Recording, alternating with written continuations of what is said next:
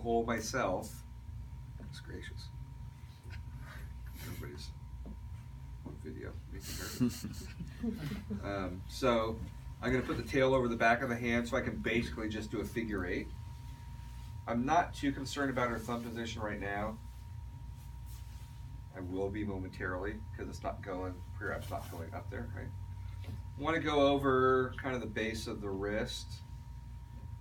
I want to use as little pre-wrap as I can. If I go up over into the hand, I don't care because I can just tear that off at the end. Right?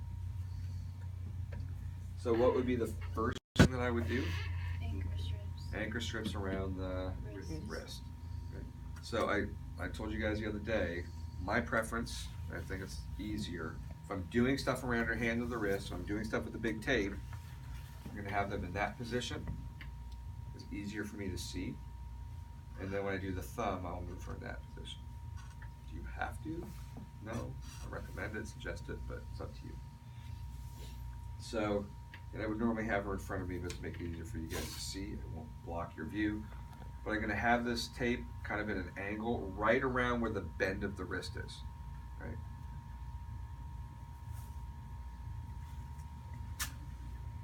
So I'm going to do a couple of those. I'm going to be one right in the bend. I might do one just a little lower down. I don't need to be too high in the hand. So that's all I have to do for the anchors. Firm, but not tight. If you've got alignment or somebody who wants more wrist support, we can add to that. But just for the thumb, and if we're focused on the thumb, then that's all we need. Okay? What's the next thing we do? Around the hand and wrist. So we're going to do figure 8 around the hand and wrist. Again, I'm still going to have her this way. Anybody know what position we're going to call that? So her forearm position is? Not supine. Pronated. Yep, so pronated. Okay. So this pronated, I'm going to put her in neutral, would be the thumb. Supinated would be that.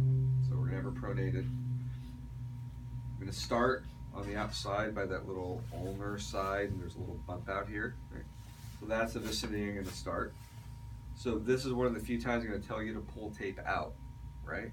Remember that from last time? Because what happens if I don't pull the tape out? You won't get an angle. Right? Yeah, it'll be too tight, right?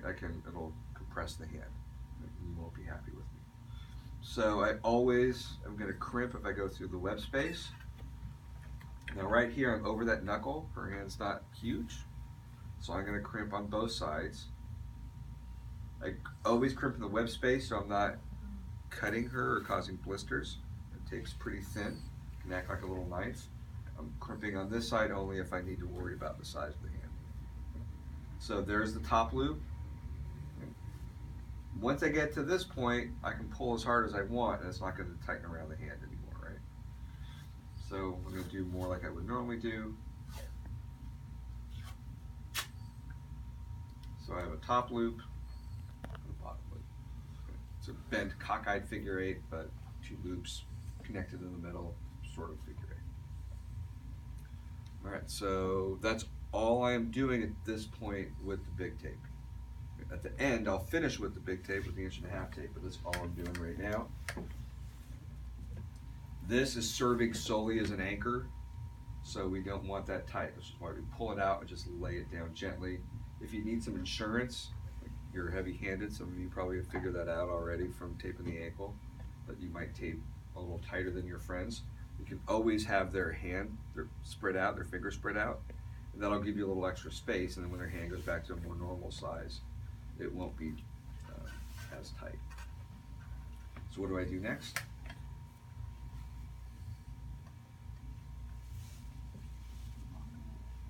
Come on, you guys. Figure 8 around the thumb. So that, for me, again, it's easier. I can see my angles better, especially if the hand is right in front of me. So figure 8 around the thumb. Same thing, I've got to pull the tape out. In this case, I'm angling right for that joint, so I want this tape to cross over the joint. Web space side, bottom here, right? Crimp. It's not too high, so it looks like it's okay for me to continue. Now I have enough tape pulled around to connect the first loop. got a little loop on top here. So then I can pull down. And actually I want her hand a little down. I should have positioned you, but got distracted by it.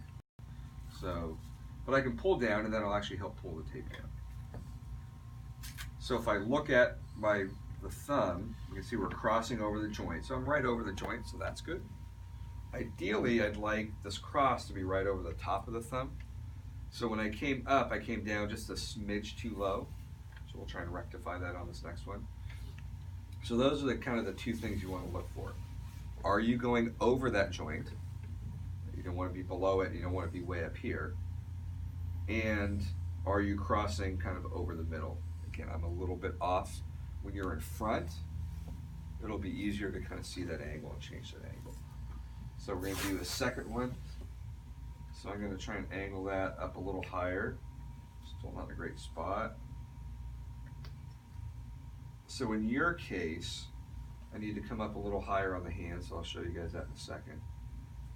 Now, because I'm a little higher, I'm going to crimp both sides so we don't end up too high.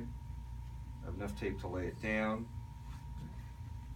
And then I can pull and finish the loop right at the bottom there. So now if we look at that, I'm right over the joint, and that's where it's crossing, pretty much right at the center there. So that's where we would like it to be if we can. All right, so what's next on our list?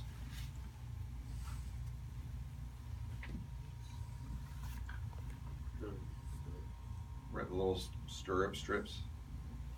Like, it could be a lot of silence on all your videos here. And then I'm answering questions. So again, I would normally have her position with the hand towards me. That makes this a lot easier.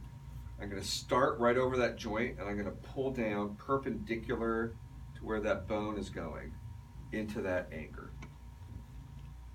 So if you've noticed, again, I've pulled some tape out. Right, it's sort of like when we did the bottom of the fill-ins of the ankle, where I'm pulling some out and laying it down evenly on both sides.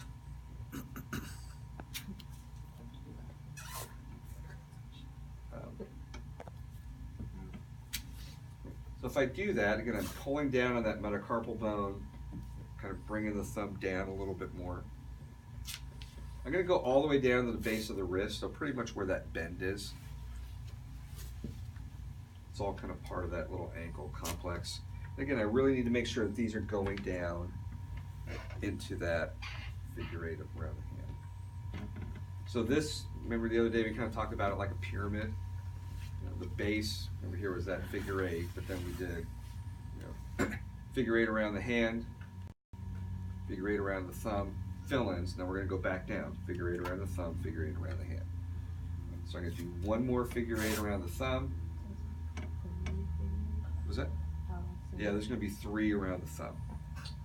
But I need these last ones. Yeah, they're going to give me some support, but they're also going to help close up that little stirrup. And I need the last figure eight to definitely close up the stirrup. So there's our figure eight there. Now I'm going to use the big tape, right, and go around the hand. So to me it's easier to see, but I got all those pieces of those stirrups sticking up here that could easily get pulled up, so I need to close them in. So again, starting on the outside, small, petite hand. I'm going to crimp on both sides, not just the web space. I have enough tape to go around, which is what I want. I don't want to pull into the hand, that's bad. And then I can finish up at 8 by going around the wrist. I'm all good. So that's our thumb taping procedure.